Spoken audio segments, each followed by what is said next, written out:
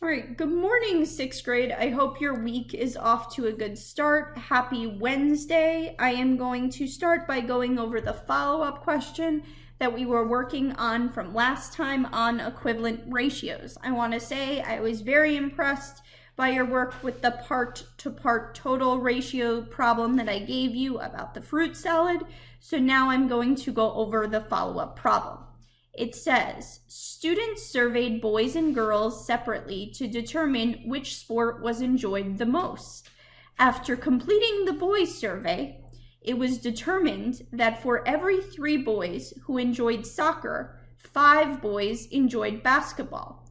The girls' survey had a ratio of the number of girls who enjoyed soccer to the number of girls who enjoyed basketball of 7-to-1. If the same number of boys and girls were surveyed and 90 boys enjoy soccer, how many girls enjoy each sport? So I'm going to show you what I did. Please follow along. So let's start with the boys. The original ratio was 3 boys like soccer to 5 boys liking basketball, which is a total of 8 people.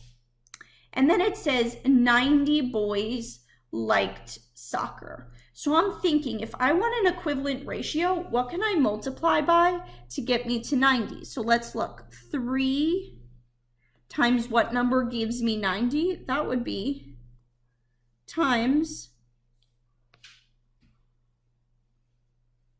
30. Okay? So you know what I do to one ratio, I have to do to the next ratio. So 5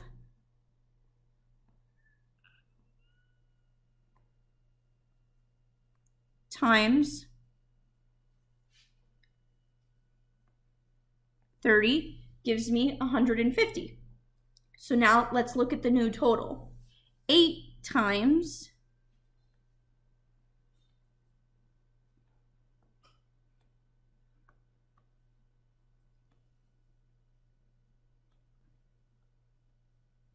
30 gives me 240. So here's one thing we do know, that they said the total amount of people playing sports was the same for boys and girls. So if the total was 240 here, the total here is also 240, okay?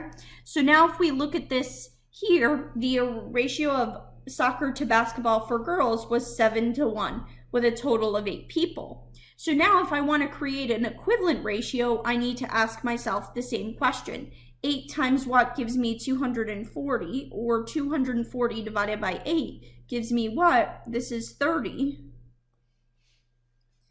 So if I'm making an equivalent ratio, I am also multiplying each of these ratio parts by 30. Because what you do to one ratio part, you have to do to the next. You have to keep it consistent.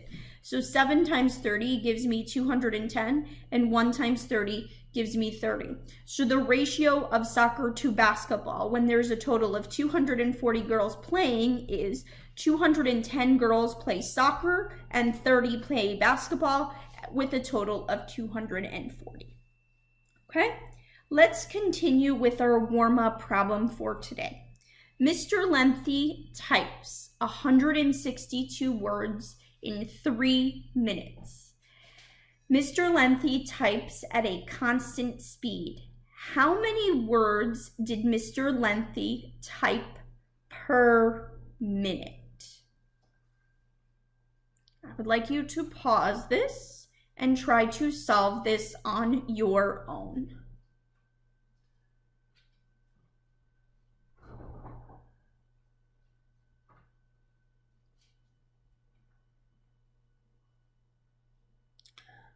All right, I'm going to go over this. So we have 2 things we're comparing in our ratio. We have words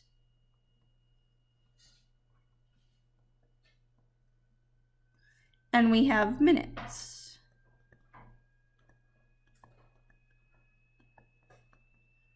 So Mr. Lengthy can type 162 words.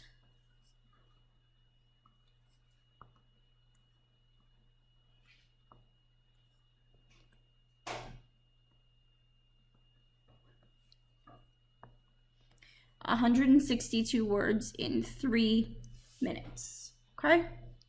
So now let's look at this. The question is saying, how many words did Mr. Lengthy type per minute? So this is our clue word per. If you remember, per is referring to 1. And what part of my ratio is going to the 1? It's the number that comes after it. So 1 minute. So in my ratio table, I want to know how many words can Mr. Lengthy type in 1 minute. So I need to think about the math here. How do I get from 3 to 1? Well, that's easy. I can divide 3 by itself.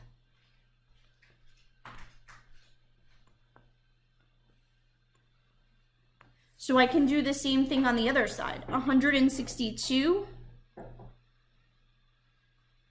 divided by 3 is going to tell me how many words Mr. Lengthy types in 1 minute. So this is just a straight up division problem. Here, I can do it down here.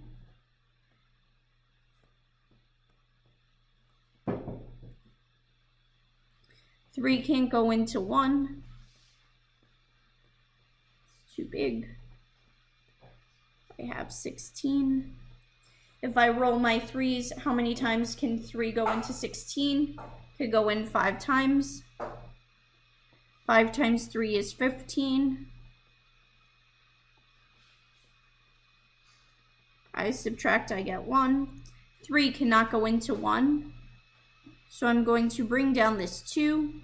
How many times can 3 go into 12? That goes in evenly 4 times.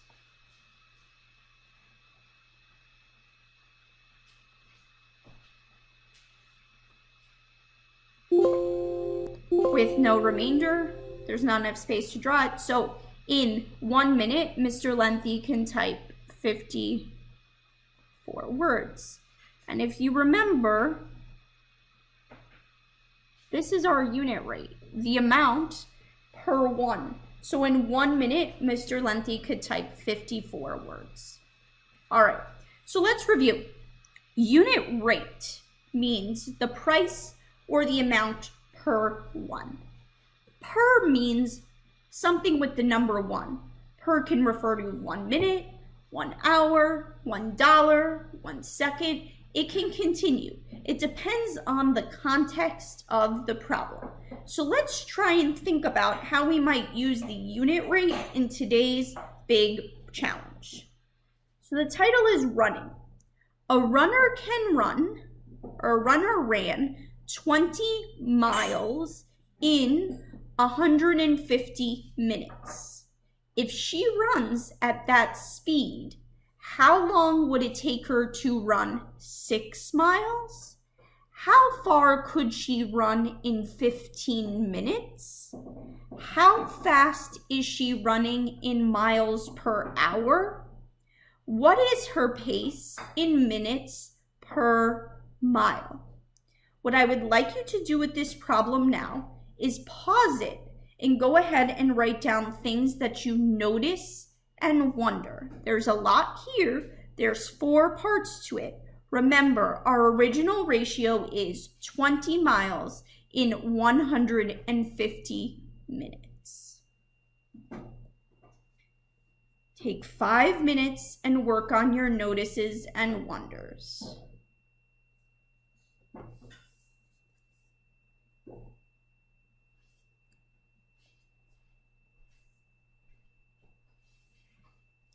All right, here are some notices and wonders that I came up with. Here are some notices. The 2 units we are comparing in the ratio are miles and minutes. We know that 60 minutes is equal to 1 hour, and I wrote that down here because I saw parts of the problem in minutes and other parts of the problem asking about hours. Per hour. We know per means 1, so if it's saying per hour, we're asking ourselves, how far does she run in 1 hour? Per mile. Per, again, means 1, so we're asking ourselves, how long does it take her to run 1 mile? wonders, could we make other equivalent ratios of 20 miles to 150 minutes to solve our problem? Could calculating the unit rate help us? Could we use ratio tables and double number lines as a strategy to help us? These are things I want you to think about. Again, here is the problem. A runner ran 20 miles in 150 minutes. If she runs at that speed, how long would it take her to run 6 miles? How far could she run in 15 minutes? How fast is she running in miles per hour? And what is her pace in minutes per mile? Right now, I would like you to pause here and solve the problem on your own. All right, so how can we solve this problem? I would recommend starting by creating a ratio table that has the two things we're comparing, minutes and miles. And in the problem it said, in 150 minutes, this individual was able to run 20 miles. So I'm going to immediately think about equivalent ratios that I could come up with that might be able to help me. Now, one of the easiest equivalent ratios that I could see is if I divided this by 10. If I divided it by 10, it's like taking away 1 0 to both sides. So if I did that, I end up with a 2 miles. And how long does it take her to run 2 miles? 15 minutes.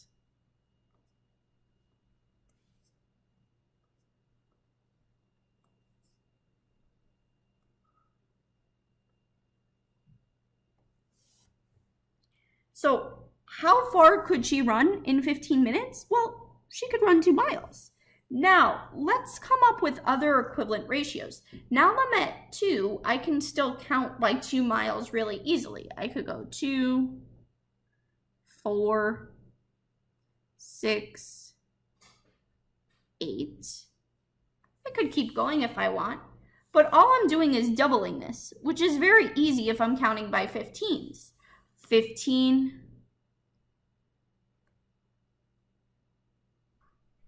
30, 45, 60. So these are equivalent ratios to 150 minutes and 20 miles. So what are these equivalent ratios? In 15 minutes, she can run 2 miles. In 30 minutes, she can run 4 miles. In 45 minutes, she can run 6 miles, and in 60 minutes, she can run 8 miles. So let's look at these problems and see if I can answer any of these questions. So first one, how long would it take her to run 6 miles? Well, 6 miles, 45 minutes. Got that figured out.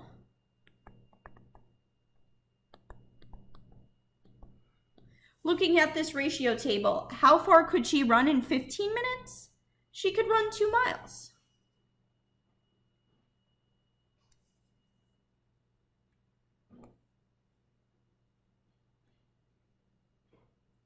Two miles. Now, how fast is she running in miles per hour? So again, we have per. We had before.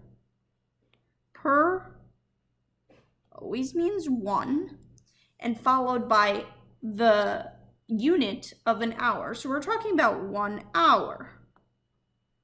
Now, in this ratio table, we don't have hours, we have minutes. But we know 1 hour is equal to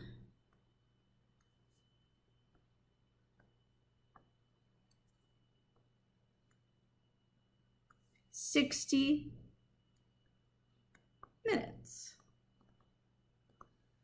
So in this case, in 60 minutes or 1 hour, she can run 8 miles.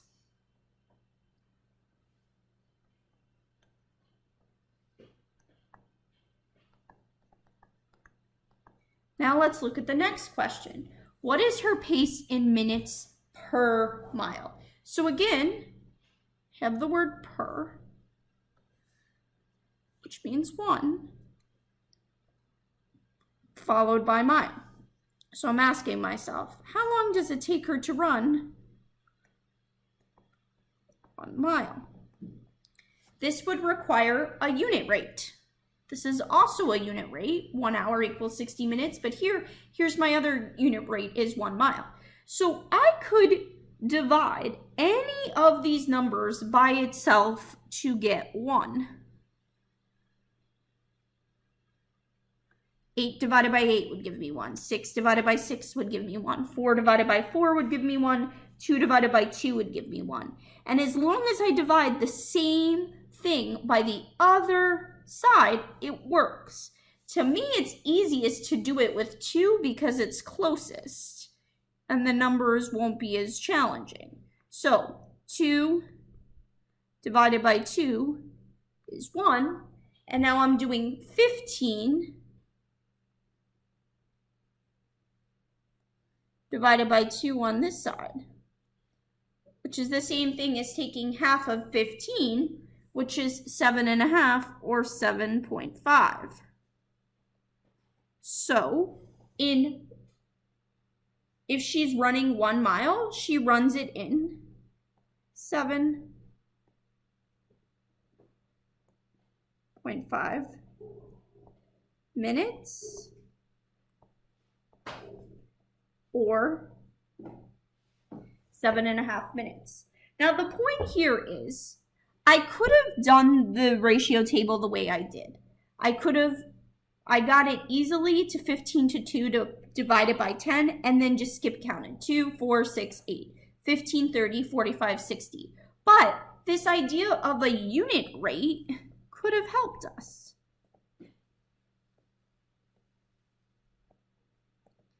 If I know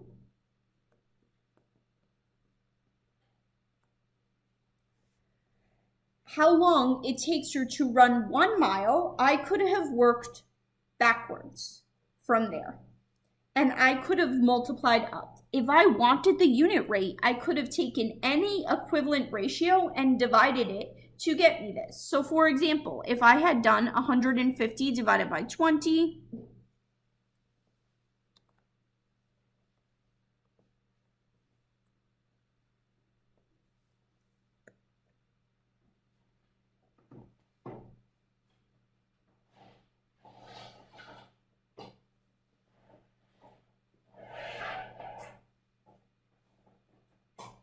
I would have gotten 7.5.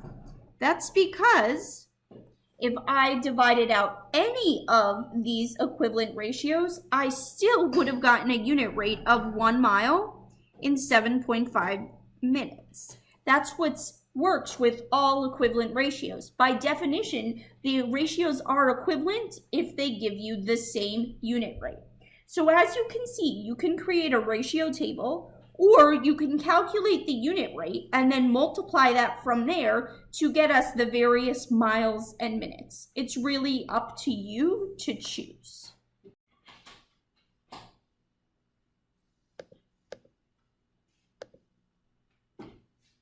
All right, here are some reflections from what I was talking about. Making a ratio table with equivalent ratios can help us see the ratio in smaller or larger amounts if we multiply or divide both sides of the ratio by the same number. Knowing the unit rate, the amount per one, in this case, how long does it take the runner to run 1 mile, allows us to easily figure out other equivalent ratios. If we divide out the two parts of the ratio, we get the unit rate. 150 divided by 20 gave me 7.5. The same thing if I divided the minutes by the miles for all the other equivalent ratios. Here is my follow-up problem for you. A 6th grade math teacher can grade 25 homework assignments in 20 minutes.